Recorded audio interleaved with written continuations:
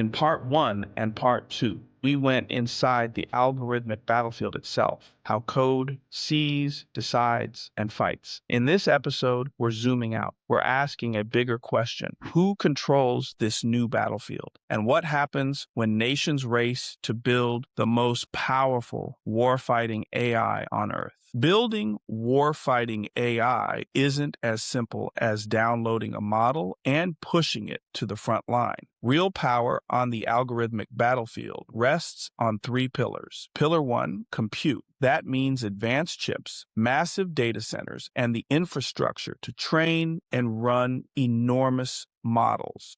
Without high-end compute, you can't train powerful vision systems, you can't run real-time simulations, and you can't fuse sensor feeds into a single coherent picture. This turns chip manufacturing, export controls, and data center capacity into strategic assets, as important as oil pipelines and shipping lanes once were. Pillar two, data. Battlefield AI lives and dies on training data, satellite images across terrains, drone footage from different environments, radar signatures, radio patterns, simulated enemy movement. Every engagement, every patrol, every intercepted signal becomes training material for the next generation of models. Whoever has the richest, most diverse, most accurately labeled data can train systems that see patterns no one else even knows are there. Pillar three, talent. You can't buy this at scale in a single transaction. You need researchers who understand the cutting edge, engineers who can harden systems under stress, and operators who can use these tools without being overwhelmed.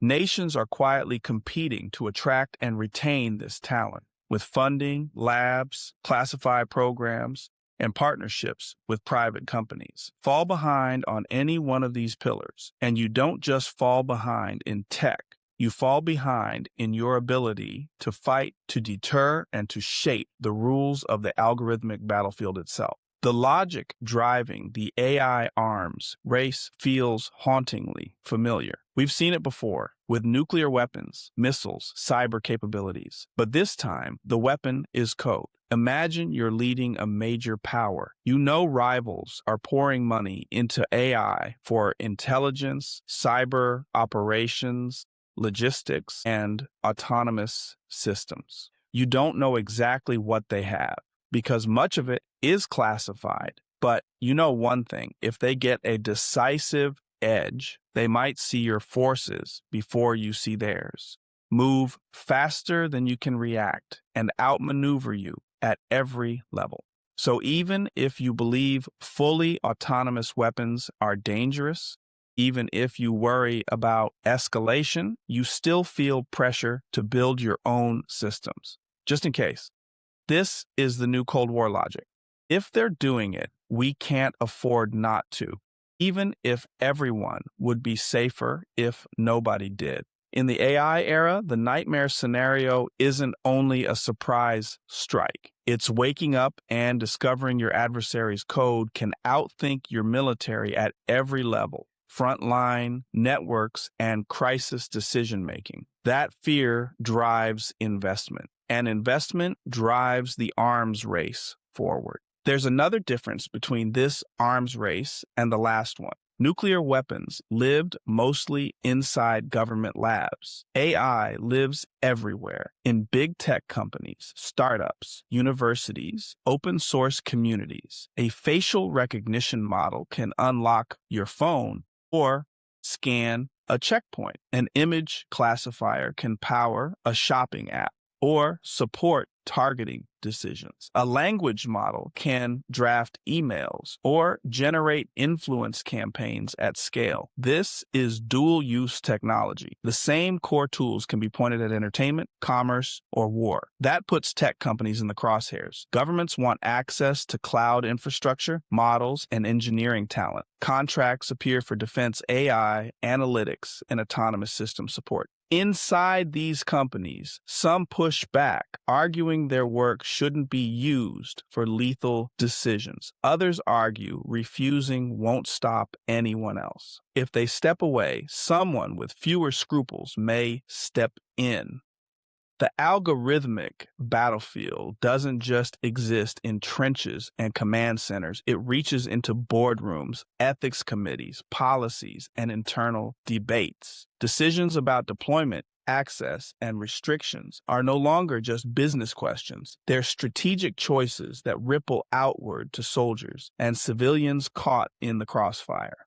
The AI arms race isn't just for superpowers. On the algorithmic battlefield, you don't need to dominate all three pillars to be dangerous. You just need enough code and enough creativity to bend existing tools to your advantage. Off-the-shelf drones can be modified, open models can be adapted to recognize specific patterns, commodity hardware can run decent vision and navigation without touching cutting-edge data centers. Smaller nations and non-state actors can leverage these tools for low-cost surveillance, but effective targeting support and automated propaganda and deepfake campaigns. In previous eras, advanced weapons required huge industrial bases. Today, a small group with laptops and cheap drones can build capabilities that used to belong only to advanced militaries. That doesn't mean they can win full-scale wars, but it does mean they can cause chaos, undermine stronger opponents, and make conflicts harder to predict and control.